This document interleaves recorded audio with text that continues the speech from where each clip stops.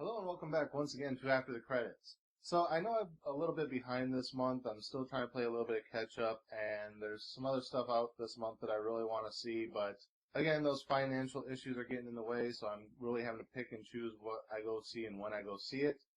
But something opened today that I wanted to see, and it kind of took precedence over the other couple films I want to see. I think there's still 3 more films on my backlist of things I want to see this year that I'm still trying to catch up on. But this opened up today, or yesterday, and I decided to go see it, made it the priority.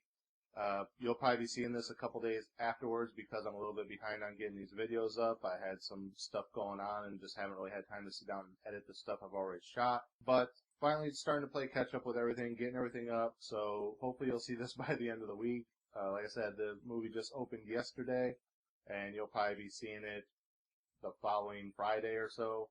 But today's movie is Rogue One, a Star Wars story. So what did I think of Rogue One? Well, let me put it this way. Many Boffins died to bring us these plans. That's the entire movie. It kind of picks up a handful of years after Episode 3, Revenge of the Sith, or Return of the Sith, whatever the hell it was called. The one where Anakin Skywalker finally became Darth Vader and they were just starting to build the Death Star. Well, now the Death Star is complete, and they're doing test firings and everything. And it's basically the story of all those Boffins and everything, and all the other rebellion fighters that went on this mission to recover these plans for the Death Star, to deliver them to the Rebellion Council, to know that there was this little exhaust port in the Death Star so that Luke Skywalker could fly down the valley, shoot it, and the whole thing goes boom. So this is basically the in-between movie. I know they said they're planning on doing another Star Wars story between each movie. They're going to do like one every year and then surround them with the main Star Wars sequels. I don't know where they're going to go with this one. This fills a gap. It's always kind of like, well, what's the story of how they got the plans to begin with? Here it is. So what's the next story going to be? Is it going to be between Episode 4 and Episode 5? Is it going to be before this, between Episode 3 and Rogue One? Where are these movies going to fit into the timeline? I know we're getting like a young Han Solo movie, so that would be going kind of back in time from this, I guess, and showing us like his origin and everything. I just don't really grasp where all these are going to fit in. Overall, as far as the movie goes, though, I hate to say it because I enjoyed the film, but at the same time, it was a little boring. The first hour of the film is just them finding out that, hey, there's these plans out there and we need to go get them. And the second hour is, okay, we're here, let's get the plans and get them out. And I don't know, it's just the first hour probably could have been trimmed down quite a bit. It seemed like they're falling into that same trap that they did with The Force Awakens, where they're trying to squeeze too many little references to the original trilogy or even the prequel trilogy. Where they're trying to make these little nods like, hey, remember this, and it's doing too much to try and pad out the movie to 2 hours when they could have trimmed a lot of that shit out, had it be an hour and a half film, and it probably would have flowed a lot better and felt more like an actual movie. You have the rogue pilot guy who's a member of the rebellion and his droid assistant, so they're kind of like the Han Solo and Chewbacca of the movie. Like, even when they're following, he keeps telling the droid, punch it, punch it. Obviously a Harrison Ford line telling, punch it, Chewie, it's like, you don't need to keep doing that. Then there's like references between other characters, like we see the 2 characters from the bar, the ones that confront Luke, and he's like, my friend doesn't like you. And he's like, I don't like you either. Yeah, those 2 guys are in this, but they're like, they bump into one of the characters in the background and they're about to start a fight, and then they're just like, no, let's just go. Okay, yes, they exist. Do we need to establish that? That didn't need to be there. There's a lot of little nods in the second half where they're starting to build up to how things are going to play out, which those ones in the second half I can kind of see because they're trying to bridge between this movie and A New Hope. But at the same time, a lot of the stuff in the first half of the movie just doesn't really feel like it needs to be there. It's like, hey, we're making nods to all these other films just like we did in The Force Awakens. But in The Force Awakens, it kind of made sense because they were paying homage to the older films. This one, we get it. You don't need to keep doing it. You don't need to do it in all these damn films you're going to be putting out. We don't need, hey, remember this from the first one? Hey, remember this from the first one? Hey, we get it. You're paying homage to the first ones. move on, make a fucking Star Wars film. So it was a little annoying on that front because, like I said, this is over a 2-hour movie, and a lot of that crap could have been trimmed out, shortened up the first half to a half hour, made it a solid hour and a half, and it would have been a lot better of a film. Like I said, I basically told you everything kind of that happens in the movie. The first half, we're introduced to these characters. The Death Star is being built. We find out that one of the guys has built in this exhaust port because he's against the Empire, but he's forced to work for them. That news gets back to the Rebels. The Rebels then don't want to go in and get the plans, but another group of Rebels says, screw the Council, we're going in and doing it anyway. They get the plans out. Council sends backup. They get out with all the information. A lot of Boffins died, whatever the hell a Boffin is. I still didn't see any Boffins in this film, or at least not that were named. And the information gets back to Rebellion, and that leads into A New Hope. So, like I said, it's a Star Wars film. You'll probably like it. You know, I read on Facebook the other day that George Lucas got a sneak preview of it and liked it. He said it felt more like his original idea for the films. But, like I said, it could have used a little bit of trimming.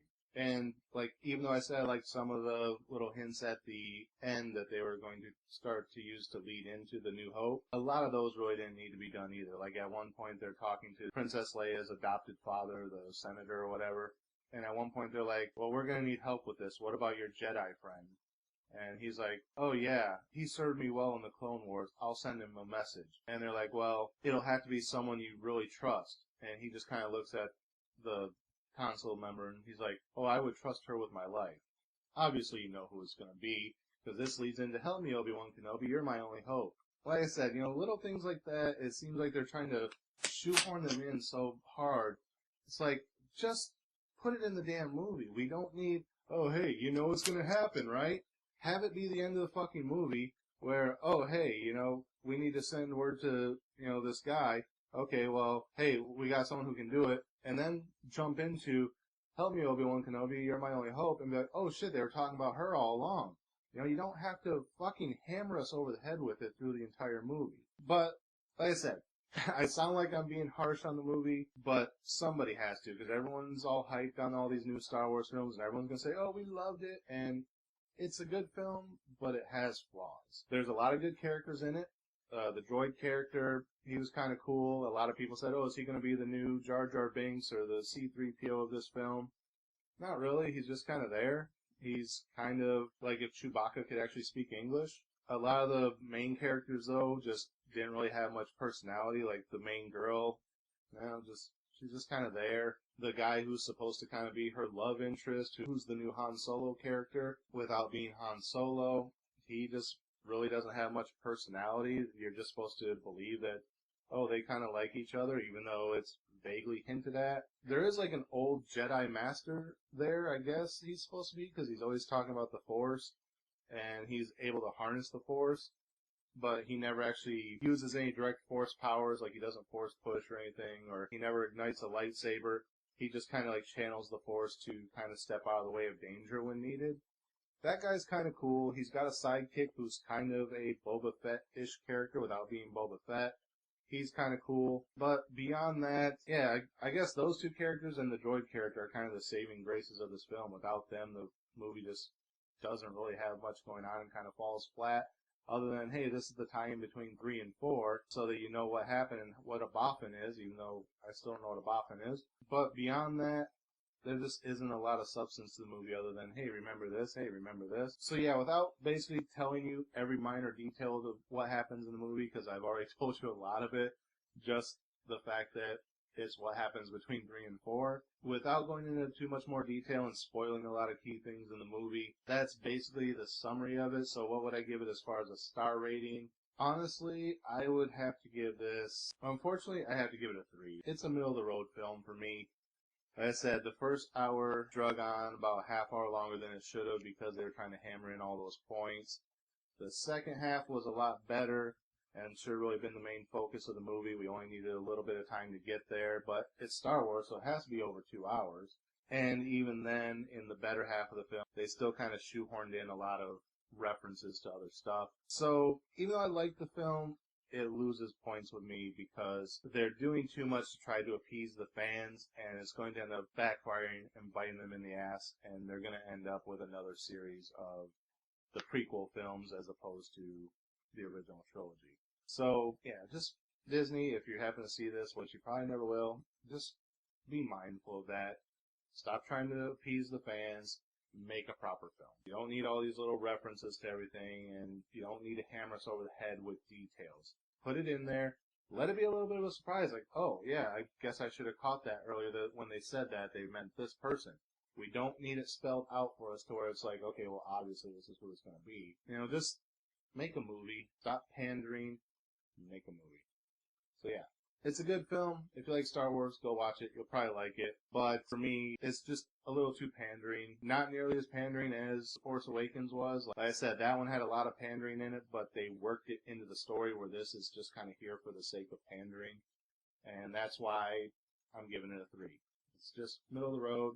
Not anything great. Not anything horrible. Just, it's there. It's another Star Wars film that fits in this particular slot. So that's it. Again, as always, thank you guys for watching. Sorry for all the rambling. Remember, like, comment, subscribe, share the video. Links are down there in the description. Hit the bell up there in the corner so that you get notifications when I put up new videos. And until next time, we'll see you after the credits.